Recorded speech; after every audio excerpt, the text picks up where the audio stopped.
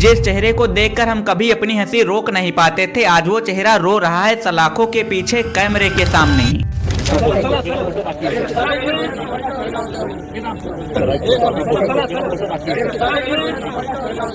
राजपाल यादव, जिन्होंने हमें भूल भुलैया और चुप चुपके में खूब हंसाया, आज कंडीशन ऐसी है कि वो भी रोने पर मजबूर हैं। खबर तो शायद आपने पहले ही सुन ली होगी कि उन्हें तिहाड़ जेल जाना पड़ा है सिर्फ 5 करोड़ रुपए के लिए। The news shocked the internet. But what is behind this? How does a beloved talented actor go from film sets to jail cell? लेकिन रुकिए, आप सोच रहे होंगे कि भाई वो तो एक बॉलीवुड स्टार हैं, करोड़ों की मूवीज करते हैं, तो फिर 5 करोड़ के लिए जेल क्यों चले गए? और सबसे बड़ी बात की इन सबसे मेरा क्या लेना देना? मैं कहाँ एक मिडिल क्लास आदमी और वो कहाँ एक बॉलीवुड स्टार। बट लेना देना है, बहुत गहरा लेना देना है, क्योंकि जिस कानून के तहत राजपाल यादव अंदर गए हैं, सेम वही कानून आप पर भी लागू होता है। और इंडिया की 50% वर्किंग पॉपुलेशन किसी न किसी तरह के कर्ज के बोझ तले दबी हुई है। तो ऐसे में ये समझना जरूरी है कि आखिर ये लोन एक्चुअली में कितना खतरनाक है। इसीलिए आज की इस वीडियो में हम समझेंगे कि आखिर राजपाल यादव ने वो कौन सी गलती की जिसने एक कमाल के एक्टर को क्रिमिनल बना डाला, और आप इस ट्रैप में कैसे फंसते चले जा रहे हो, क्योंकि अब हमारे पास एक लाइव एग्जाम्पल है इस टॉपिक को अच्छे से समझने के लिए। I'm an actor. I'm not a director. What should I do? I don't have the money. I see no way out. These are the words of the man who made India laugh, who is now behind bars. From Bhool Bhulaiya to Hangama to Dhol, Rajpal Yadav, numerous movies under his belt, famous across India, no controversies. But he is now serving time in Tihar jail.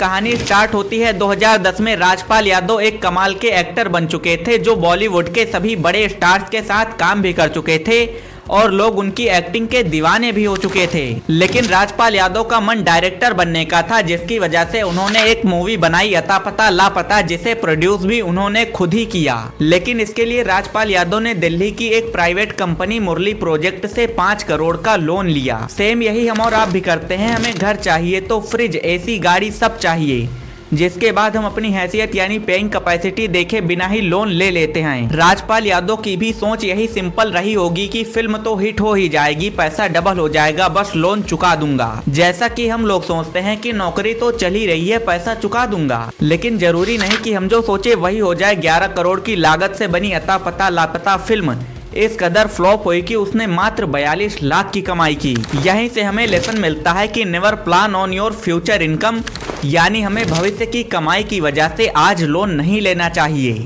Rajpal Yadav का plan A fail हुआ, but उनके पास कोई भी backup B plan नहीं था। बस यहीं से स्टार्ट होता है एक ट्रैप, एक जाल जिसमें हम सभी किसी न किसी तरह से फंसे हुए हैं। हम लोन तो ले लेते हैं बट फ्यूचर का नहीं सोचते। आखिर राजपाल यादव द्वारा लिया गया 5 करोड़ का लोन आज 9 करोड़ कैसे बन गया, ये आपको भी समझना चाहिए। जब आप बैंक से लोन लेते हो तो सिंपली 8 to 10% का इंटरेस्ट रेट लगता है, लेकिन राजपाल यादव ने ये लोन एक प्राइवेट कंपनी से लिया था। बिजनेस लोन और पर्सनल उधारी में ब्याज काफी ज्यादा पड़ता है और रूल्स भी स्ट्रिक्ट होते हैं, क्योंकि यहाँ पर कंपाउंड इंटरेस्ट का खेल चलता है। मान लीजिए आपने 1 लाख का कर्ज लिया और 1 साल बाद वो बढ़कर 1,10,000 हो जाएगा, लेकिन अगले साल ब्याज सिर्फ 1 लाख पर नहीं बल्कि पूरा 1,10,000 पर लगेगा।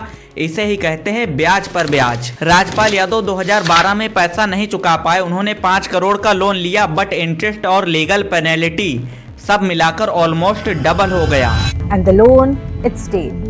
With interest, with penalties and with passing time, that 5 crore rupees slowly grew to nearly 9 crore. पैसा न होना जुर्म नहीं है। अगर राजपाल यादव सीधा हाथ खड़े कर देते कि मेरे पास पैसे नहीं हैं, तो वो बैंक करप्ट हो जाते, बट जेल नहीं जाना पड़ता। तो ऐसा क्या हुआ कि आज वो तिहाड़ जेल में बंद हैं? यहाँ आती है सेक्शन 138 निगोशिएबल इंस्ट्रूमेंट एक्ट।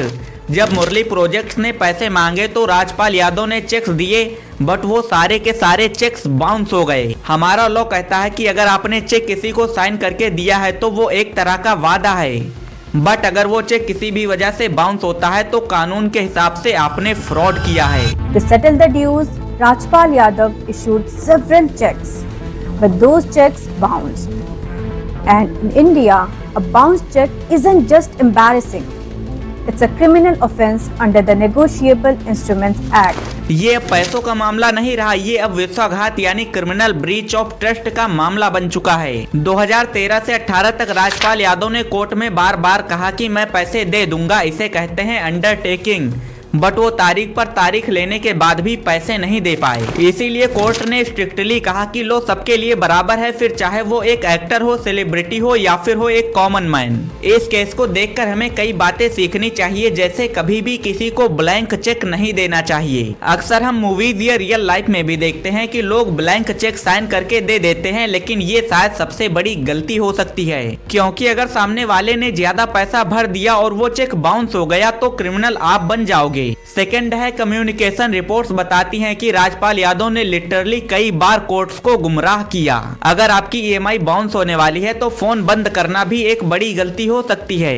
इससे अच्छा आप बैंक जाओ, मैनेजर से बात करो। कम्युनिकेशन तोड़ना भी आपको क्रिमिनल बना सकता है। और कोर्ट को कभी भी हल्के में ना ले। रिपोर्ट्स के मुताबिक राजपाल यादव को लगा कि वो एक एक्टर हैं तो उन्हें थोड़ा बहुत टाइम तो मिल ही जाएगा, और मिला भी, काफी ज्यादा टाइम मिला। लेकिन अपने यहाँ का लॉ ढीला है, बट उतना भी नहीं। इसीलिए अगर कोर्ट ने कोई ऑर्डर दिया और उसका पालन नहीं हुआ, यानी contempt of court, cheque bounce से भी ज्यादा बड़ा अपराध माना जाता है। आज की कंडीशन यह है कि 4 फरवरी 2026 लास्ट डेट दी गई थी कोर्ट द्वारा राजपाल यादव को सरेंडर करने के लिए, लेकिन राजपाल यादव ने उस दिन भी खुद को सरेंडर नहीं किया। लेकिन जैसा कि कोर्ट ने कहा था कि लॉ सबके लिए बराबर है, फिर वो चाहे एक्टर हो, सेलिब्रिटी हो या फिर एक नॉर्मल आदमी। तो फाइनली राजपाल यादव ने 5 फरवरी 2026 को सेक्शन 138 के अंडर खुद को सरेंडर किया अपनी 6 महीने की सजा को कंप्लीट करने के लिए, ये कहते हुए कि मेरा कोई भी दोस्त नहीं है, इससे मुझे अकेले ही लड़ना है।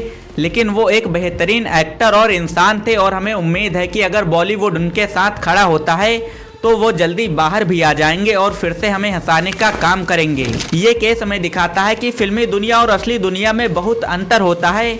असली दुनिया में हैप्पी एंडिंग के लिए हमें प्रॉपर प्लानिंग करनी पड़ती है। तो अगर आपको कोई भी बेहद जरूरी काम नहीं है तो कृपया लोन मत लीजिए, और अगर किसी भी तरह का लोन है तो कृपया उस पर ध्यान दीजिए। मैं मिलूंगा आपसे किसी और दिन किसी और नई वीडियो में, तब तक के लिए बेस्ट ऑफ लक।